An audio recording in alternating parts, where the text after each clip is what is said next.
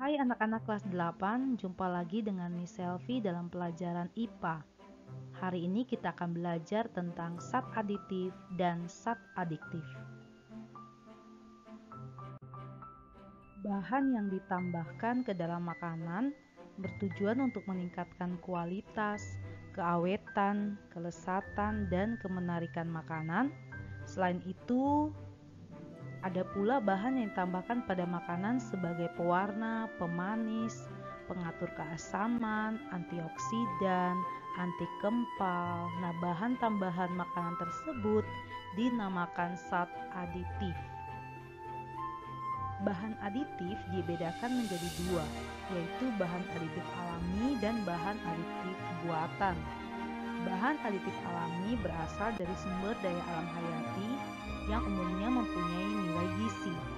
Sementara itu, bahan aditif buatan adalah bahan aditif yang sengaja dibuat dengan tujuan yang sama dengan bahan aditif alami, tapi rendah nilai gizi atau bahkan hampir tidak mempunyai nilai gizi. Zat aditif dikelompokkan ke dalam pewarna, pemanis, pengawet, penyedap, dan bahan tambahan pangan lainnya. Mari kita pelajari satu persatu.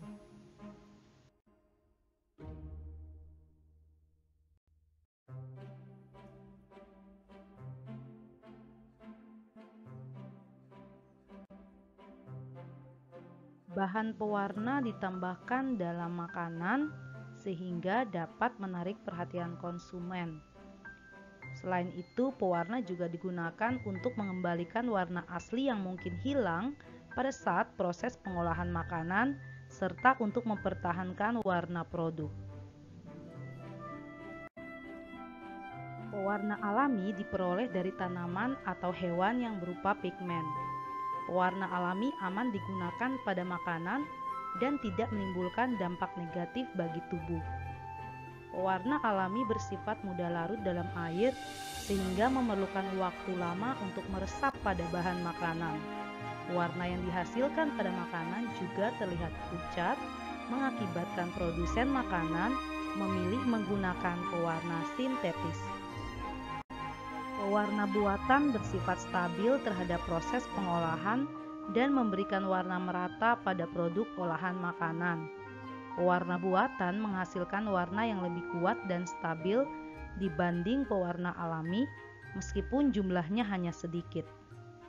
Pewarna buatan harus digunakan sesuai aturan karena dapat membahayakan kesehatan jika ditambahkan dalam jumlah berlebih atau ditambahkan dalam jumlah kecil, tetapi dikonsumsi secara terus-menerus dalam jangka waktu lama. Di pasaran terdapat pula jenis bahan pewarna non-pangan, yaitu pewarna tekstil dan cat. Jenis pewarna ini sering disalahgunakan produsen makanan yang tidak bertanggung jawab untuk memberi warna produk olahannya. Bahan-bahan pewarna tersebut sebagai bahan berbahaya dan dilarang penggunaannya pada makanan karena mengandung residu logam berat yang dapat berdampak negatif terhadap kesehatan. Hasil penelitian BPOM menunjukkan adanya penyalahgunaan pewarna rhodamin B dan metanyl yellow pada jajanan seperti saus, sirup, kerupuk, harum manis, kornet, cendol, permen, dan produk minuman seperti limun.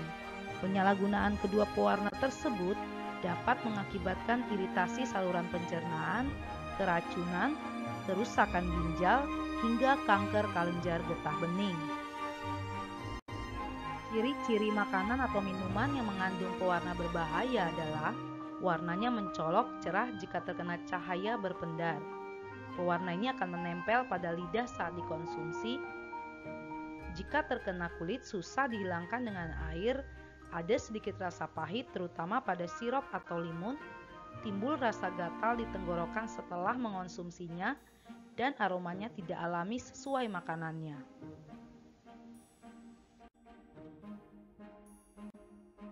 Pemanis alami merupakan bahan pemberi rasa manis yang diperoleh dari bahan-bahan nabati maupun hewani. Bahan pemanis alami diantaranya adalah gula merah, gula tebu, madu, dan kayu manis. Penderita kencing manis dan orang yang mengalami kelebihan berat badan tidak dianjurkan mengkonsumsi pemanis alami ini dalam jumlah banyak, karena gula dalam pemanis alami mampu meningkatkan kadar gula dalam darah. Pemanis buatan tidak atau hampir tidak mempunyai nilai gizi dan rendah kalori. Meskipun tidak memiliki kalori, pemanis buatan tidak dapat dikonsumsi secara bebas. Beberapa pemanis buatan yang diizinkan penggunaannya adalah sakarin, aspartam, siklamat, asesulfam K atau kalium asesulfam, sukralosa, dan sorbitol. Dalam penggunaannya, produsen lebih suka menggunakan pemanis buatan dibandingkan pemanis alami.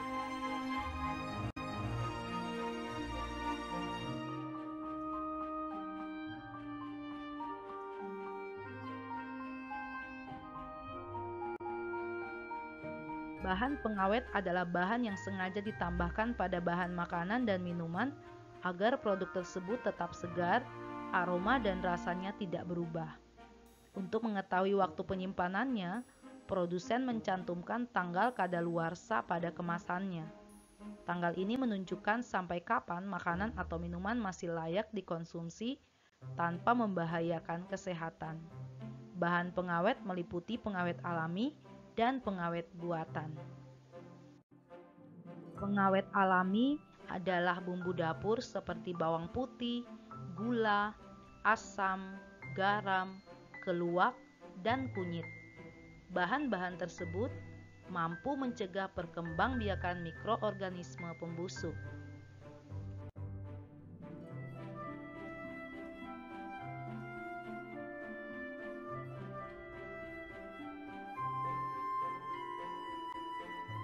Pengawet buatan merupakan hasil sintetis dari bahan-bahan kimia. Penggunaannya harus sesuai aturan, karena jika berlebihan dapat mengakibatkan dampak negatif bagi kesehatan. Beberapa bahan pengawet sintetis yang diizinkan adalah belerang dioksida pada sosis, nitrat dan garamnya pada olahan daging, nitrit dan garamnya pada daging awetan, garam sulfit pada potongan kentang goreng beku, asam benzoat pada kecap dan minuman ringan, asam propionat pada sediaan keju olahan, dan asam sorbat pada sediaan keju olahan.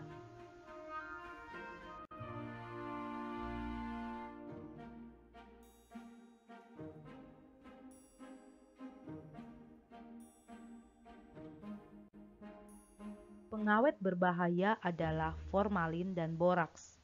Kedua bahan kimia ini merupakan pengawet non-pangan yang disalahgunakan sebagai pengawet olahan pangan.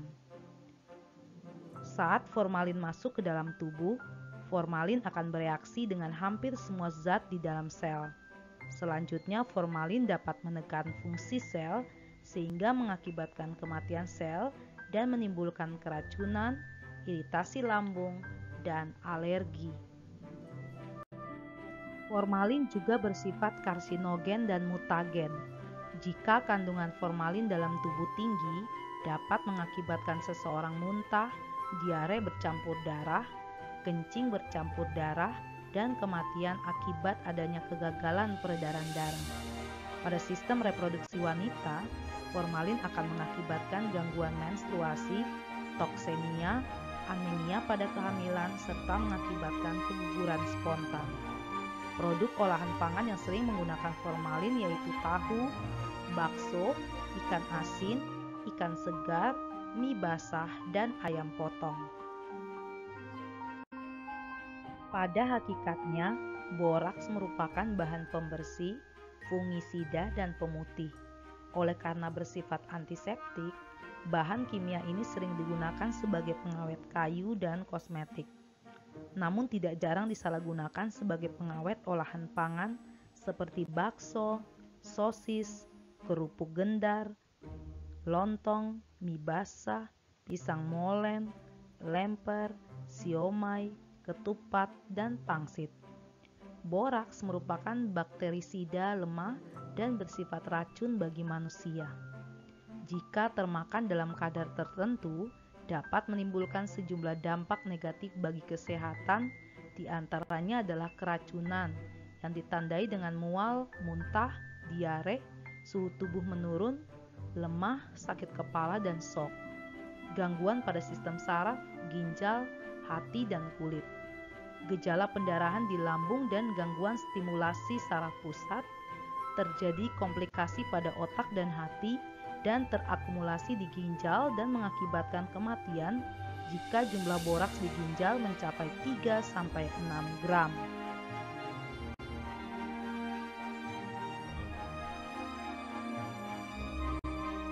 Penguat rasa didefinisikan sebagai bahan tambahan makanan yang dapat memberikan, menambah, atau mempertegas rasa dan aroma. Berdasarkan asal bahan, penyedap dibedakan menjadi dua, yaitu penyedap alami dan buatan. Penyedap alami merupakan penyedap rasa yang dapat berasal dari bahan nabati seperti jahe, lengkuas, cengkeh, pala, merica, bawang, ketumbar, seledri, dan serai.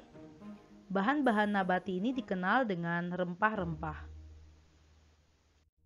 Penyedap buatan sering ditambahkan dalam makanan berupa MSG atau monosodium glutamat. Penggunaan MSG sebagai bahan tambahan tidak boleh berlebihan.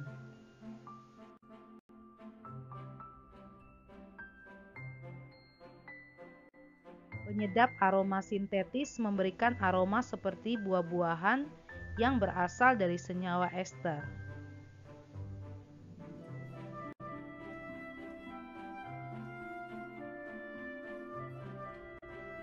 Bahan aditif lainnya adalah antioksidan yang dapat mencegah terjadinya reaksi oksidasi pada bahan makanan yang mengakibatkan bahan mengering atau minyak tertentu menjadi padat, menimbulkan bau tengik pada minyak dan lemak, irisan buah menjadi coklat, serta hilangnya keaktifan obat. Bahan yang digunakan sebagai antioksidan adalah vitamin C, vitamin E, asam sitrat dan polifenol, propil galat, BHA, BHT, dan TBHQ. Pengemulsi adalah zat yang digunakan untuk memudahkan pembuatan emulsi berupa bahan aktif permukaan yang dapat menurunkan tegangan permukaan cairan. Pengemulsi juga dapat mencegah pemisahan lemak. Contoh lecitin, polifosfat, dan sabun. Dalam pembuatan mayones digunakan kuning telur. Bahan anti kempal ditambahkan dalam bahan makanan dengan tujuan agar bahan tersebut tidak mengempal. Bahan anti kempal umumnya ditambahkan ke dalam bahan makanan berbentuk serbuk, misalnya garam meja, merica bubuk, atau cabai bubuk. Bahan anti busa merupakan bahan yang dapat menghambat pembentukan busa apabila dimasukkan dalam cairan. Contohnya siloksana dalam jus nanas. Bahan pengembang digunakan untuk mengembangkan adonan kue. Bahan pengembang yaitu ragi dan natrium bikarbonat. Bahan pengeras digunakan agar makanan menjadi keras dan tidak lembek. Contoh kalsium karbonat untuk selai dan jeli, serta aluminium sulfat untuk acar dalam kemasan botol.